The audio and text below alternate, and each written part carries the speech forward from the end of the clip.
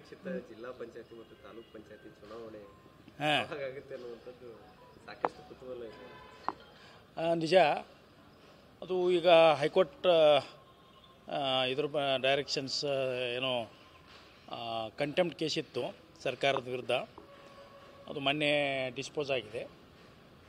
ಮೇ 31ರೊಳಗೆ ಇದನ್ನು ರಿಸರ್ವೇಷನ್ ಲಿಸ್ಟನ್ನು ಕೊಡ್ತೇವೆ ಅಂತ ಹೇಳಿ ಅಂಡರ್ಟೇಕಿಂಗ್ ತೊಗೊಂಡಿದ್ದಾರೆ ಸರ್ಕಾರದವರು. ಅದು ಕೊಟ್ಟ ತಕ್ಷಣ ನಾವು ಮಾಡ್ತೀವಿ. ಸಿದ್ಧತೆಗಳು ಯಾವ ಥರ ಚುನಾವಣೆ ಸಿದ್ಧತೆ ಇದ್ದೇ ಇರುತ್ತಲ್ಲ, ಎಲೆಕ್ಟ್ರಲ್ ರೋಲ್ಸ್ ಮಾಡೋದು ಮತ್ತು ವೋಟರ್ ಸ್ಲಿಪ್ಸು ಮತ್ತು ಎಲ್ಲ ನಾವು ಜಿಲ್ಲಾವಾರು ಜಿಲ್ಲಾ ಚುನಾವಣಾಧಿಕಾರಿಗಳ ಜೊತೆ ನಾವು ಇದರಲ್ಲಿದ್ದೇವೆ.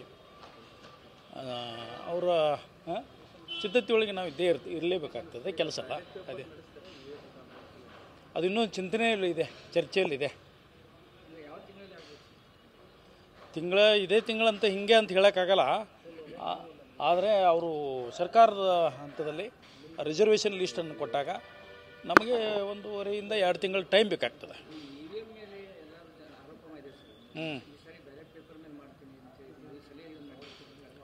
ಅಂದರೆ ಚಿಂತನೆ ಇದೆ ಅಂತ ಹೇಳಿದ್ದೆ ನಾನು. ಬ್ಯಾಲೆಟ್ ಪೇಪರ್ ಕೂಡ ಮಾಡಲು ಒಂದು ಚಿಂತನೆ ಇದೆ ಅಂತ ಹೇಳಿದ್ದೇನೆ. ಇನ್ನು ಫೈನಲ್ ಡಿಸಿಷನ್ ತೊಗೊಂಡಿಲ್ಲ. ಯಾವುದು ಈಗ ದಿನಾಂಕ ನಿಗದಿಗೆ ಸಂಬಂಧಪಟ್ಟಂಗೆ ಸರ್ಕಾರದಿಂದ ಯಾವುದಾದ್ರೂ ಒಂದು ಮೇ ಒಳಗೆ ಬರ್ಬೋದು ಅನ್ನುವಂಥ ನಾವು ನಿರೀಕ್ಷೆಯಲ್ಲಿದ್ದೇವೆ ಸರ್ಕಾರದಿಂದ ಬರ್ಬೋದು ಅಂತೇಳಿ. ಯಾಕಂದರೆ ಈಗ ಅವರು ಬಜೆಟ್ನಲ್ಲಿ ತಯಾರು ಮಾಡೋದ್ರಲ್ಲಿ ತೊಡಗಿದ್ರು. ಹೀಗಾಗಿ ಅಧಿಕಾರಿಗಳು ಕೂಡ ಅಲ್ಲಿ ಭಾಗವಹಿಸ್ತಾ ಇರ್ತಾರೆ.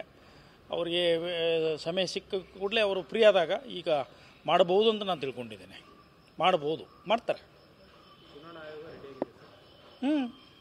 ರೆಡಿ ಆಗಲೇಬೇಕಲ್ಲ, ಮಾಡಲೇಬೇಕಲ್ಲ.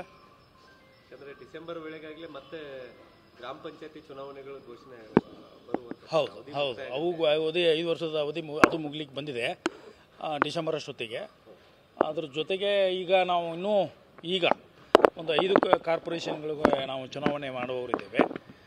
ಯಾವುದು ಶಿವಮೊಗ್ಗ, ದಾವಣಗೆರೆ, ತುಮಕೂರು, ಮಂಗಳೂರು ಮತ್ತು ಮೈಸೂರು, ಇವು ಮಹಾನಗರ ಪಾಲಿಕೆಗಳು. ಅವುಗೂ ಕೂಡ ಅವಧಿ ಮುಗಿದಿದ್ದಾವೆ.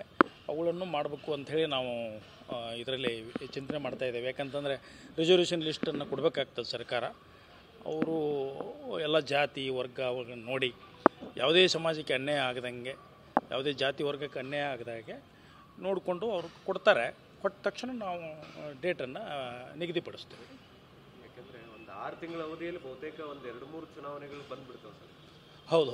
ಎಷ್ಟು ಸಾಧ್ಯಕ್ಕಷ್ಟು ಜಿಲ್ಲಾ ಪಂಚಾಯತಿ ಬೇಗ ಮುಗಿದ್ರೆ ಮತ್ತೆ ಮುಂದೆ ಅನುಕೂಲ ಅಂದರೆ ಇದು ಒಳ್ಳೆ ಅಭಿವೃದ್ಧಿ ಕೆಲಸಕ್ಕೆ ಅನುಕೂಲ.